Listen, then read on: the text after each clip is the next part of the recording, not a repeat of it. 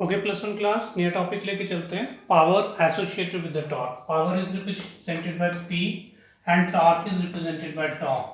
Done. अब आप लोगों ने जब इसको समझने से पहले हम लोग कहते हैं कि अगर सपोज करो कोई object along the straight line move कर रहा है, मान लो इनिशियली ऑब्जेक्ट यहाँ पे था, थोड़ी देर के बाद ऑब्जेक्ट इस पोजीशन पे आया, हमने through a small displacement ds, so some amount of work has to be done. अगर स्मॉल डिस्प्लेसमेंट है तो small amount of work has to be done. तो work is defined as a product of force into displacement होते थे। Small displacement है तो small work done है।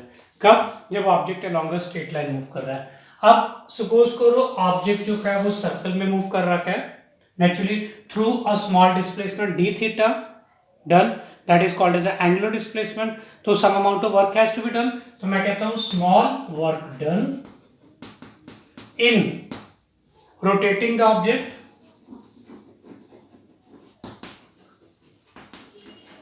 through a small displacement d theta is work is equal to force into displacement. Done. लेकिन यहाँ पे force की जगह क्या आएगा आपके पास? जब कोई ऑब्जेक्ट सर्कल में मूव करता है तो इंस्टेड ऑफ फोर्स की जगह आपके पास क्या आ जाता है? टॉर्क आ जाता है। Also small work done in moving. Also we know that हम लोगों ने क्या निकालना है? पावर निकालना है। Power is defined as the rate of doing work, that is dw by dt। ये वैल्यू उठा के इसमें पुट कीजिए, that is dw by dt की जगह सीधे tau d theta upon dt, सीधे dw की जगह ये पुट किया, और p is equal to tau into d theta by dt. What is the rate of change of displacement? This is called as a velocity. यहाँ पे कौन velocity आती है? This is called as a angular velocity. Done. This is the required expression. Okay, plus one class नया topic लेके चलते हैं। Relation between the angular momentum and the torque. Angular momentum is represented by L vector and torque is represented by tau vector. इन दोनों के बीच में relation है। तो सबसे पहले हम लोग एंगुलर मोमेंटम की बात करते हैं। We know that angular momentum is defined as product of linear momentum into perpendicular distance, that is r into p vector. यही होता है आप लोगों के पास। हम क्या करते हैं? इसको डिफरेंशिएट करते हैं। हम कहते हैं differentiate both sides with respect to t।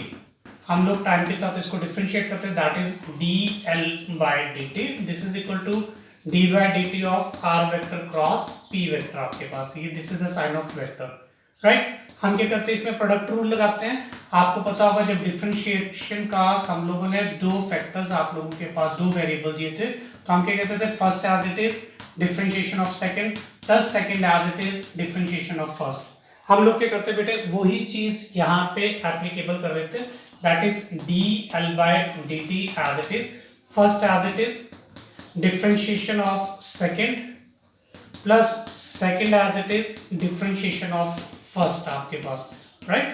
क्या हम लोगों ने ये फार्मूला लगाया? Okay, r into p vector, sorry r into dp by dt, done, plus p into what is rate of change of displacement, rate of change of displacement, this is equal to velocity, right? Okay, this is equal to dl by dt, this is equal to r vector into dp by dt as it is what is momentum? Momentum is the product of mass into velocity. यही होता है, right?